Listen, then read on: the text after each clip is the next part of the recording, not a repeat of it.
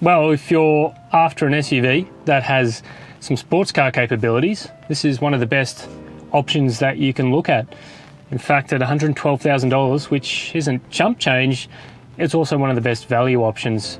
Can act as a bit of a family SUV. It's a bit small. You'd probably want to go the Cayenne, but you know, at this price point and at its performance capabilities, this really is a really good option. And there has also been a styling update, obviously on the outside. I think this model in its crayon grey, which is an almost $5,000 option for that paint, but it does look very good. Some thinks it looks like primer paint, but I think it actually looks quite nice, particularly with all the black bits, black 20-inch alloy wheels, the boot spoiler on the rear, giving it that slightly coupe SUV appearance on the outside, but it looks nice. It's pretty sharp.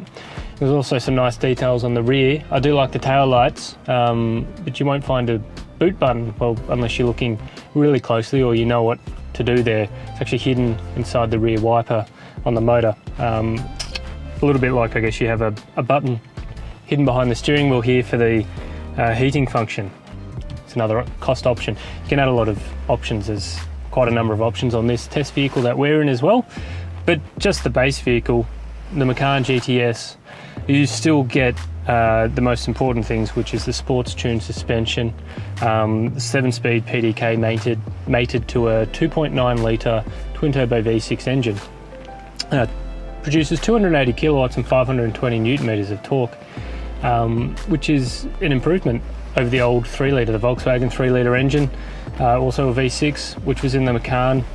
But this time the engine, it's quicker, linear power is better, well, the power's more linear. The 7-speed's fantastic. It's super fast. 0 to 100 is in 4.7 seconds, which we've tested, and that's quite accurate. I'm yet to really test a Porsche in years which hasn't met its claim on paper for 0 to 100 kilometers an hour. But moving on to the engine, yeah, it's quite urgent, it's rapid, power delivery's fantastic. But the one thing is that it doesn't really sound as good as it used to. You know, it doesn't have... This engine's used in the Audi RS5, RS4 as well. It's a great engine, but like in those cars as well, it just doesn't have kind of a mongrel to it. It doesn't have a boisterous bark in the exhaust that you'd get from a Mercedes AMG 43 or you know, Jaguar's V6 that was supercharged, but it was one of the best sounding V6s, I thought, in the last 10 years. This V6, by comparison, it's such a clinical, sharp engine, and it works really well with the handling ability of this car, which we'll get into, but it just doesn't have, you know, you've got an exhaust button down here, and you've got the sports mode dial over here, Sport and Sport Plus, but it never truly barks and kind of gnarls in the way that you'd expect it to. But yeah, like I say, it's not unusual from this engine. We've seen that in Audi applications as well. Although uniquely there is a 7-speed auto mated to it in this Porsche Macan GTS, and that's unique for Porsche. Like a lot of things, you know, this is based on an Audi Q5 platform, but you know, the Porsche Macan GTS has a lot of chassis upgrades. It's a much sharper car to drive. It's very, very quick. When you go into sports mode, we have the optional air suspension, which adds another few $1,000s. You normally have 15mm lower suspension. With the air suspension, it will lower 10mm more when you're increasing the firmness in the dampers for Sport and Sport Plus. But you know, the dampers, you know, the suspension becomes a lot firmer. It's a very good feeling SUV to drive fast in. There's not many SUVs that say they're sports SUVs that actually feel like they try and resemble a sports car and they do it well. There's not many of those. You know, they usually always feel their weight. They're quite top heavy, as you'd expect, and the softer the suspension, the more wallowing you're going to get, and you'll feel a little more woolly up the front. You know, you don't get that. I'd say that a standout car would be the Alfa Romeo Stelvio Q. That's extremely pointy and sharp in the front end. That feels definitely more like, you know, a sports car SUV. This is the same, but it's got the Porsche traits in the steering. The steering feel, you can feel what the tyres are doing when you're in the firmer suspension settings. And it also, the change of direction is, you know, it's really quick, but it's not too jagged. You know, the Alpha I was talking about, it just feels a little bit too pointy in the front end, and almost like the wheels are scrubbing when you're trying to get out of the corner. But the exit speed in the Macan GTS is really good. You can get right on the throttle, even in Sport Plus, where you have a reduced traction setting. I say Sport Plus is for track use, and you're not going to take a Macan to a track, or if you did, it'd look a little silly. But you can use that on the road, and it works really well. The only thing I'd say is that in the usual case for Australian roads, which are pretty crap, firm damper settings aren't your friend unless you're on a smooth road, something like the Black Spur coming out of Melbourne, where you have the pretty smooth tarmac there is quite nice, but some other roads get pretty chopped up, and it's too firm. And you don't want to drive with the firm suspension settings around the city.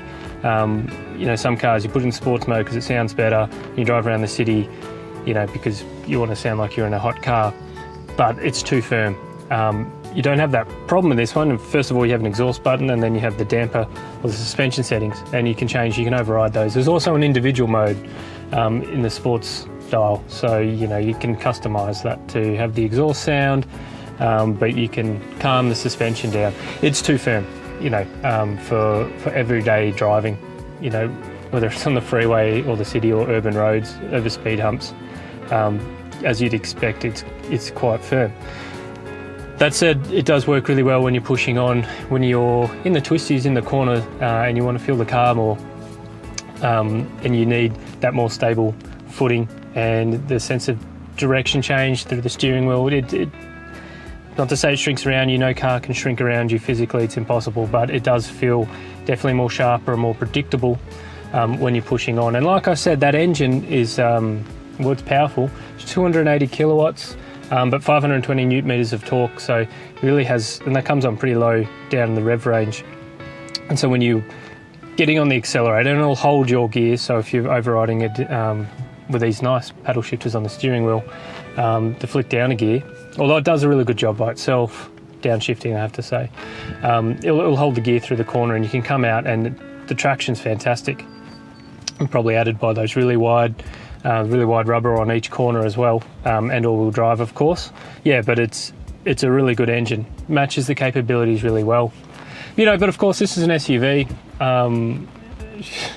80-90% of driving will be around the city and the suburbs, I'm sure, and it's a really good car for that as well. You know, it can be really calm just in the normal comfort or normal mode. Like I said, the suspension is really good. The ride quality is really quite good for a car of this nature, designed to go so fast.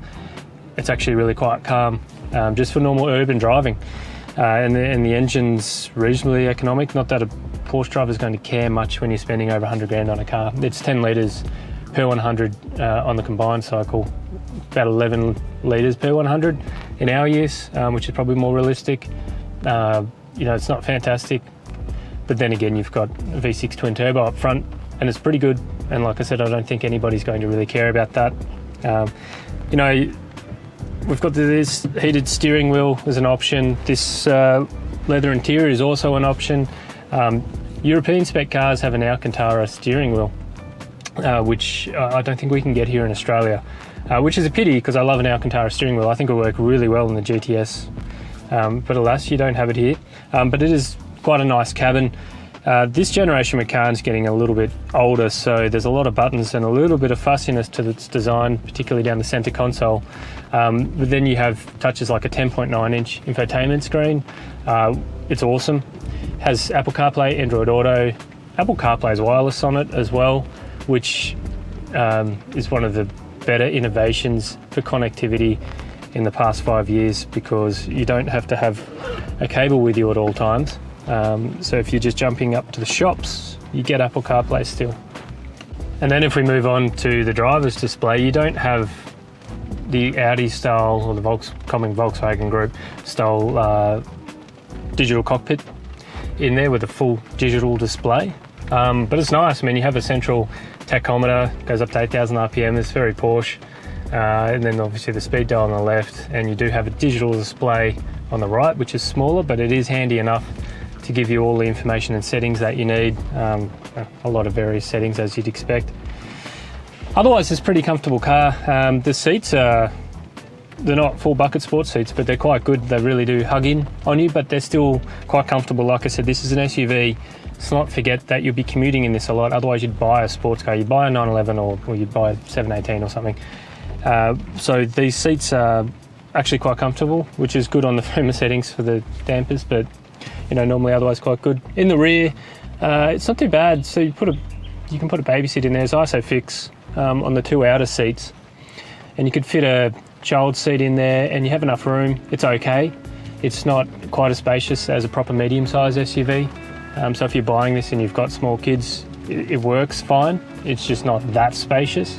And then in the boot, you've got a 488 litre cargo space, which is actually quite reasonable. It's pretty good, to be honest, considering the shape, which is quite sporty on the tailgate. But yeah, otherwise, where the GTS is positioned, it's under the turbo. The turbo is nearly $150,000 plus on roads. This is about 112, well, there's 112,300 plus on roads in Victoria, in Australia. So you're getting a pretty reasonable, significant discount, but you don't lose much in this car. It's really nicely equipped. The engine's great. It's very quick. There's a lot of performance capabilities there if you want them. I'm not sure that most drivers actually would access that. I think the appearance of it will be quite popular. I think, because it looks really good outside. Even this grey paint looks really quite nice as well. So I think, for what is considered a sports car like SUV, these sporty SUVs actually really nails the brief, does a great job. $112,000 for a Porsche version of that, well, it's actually good value.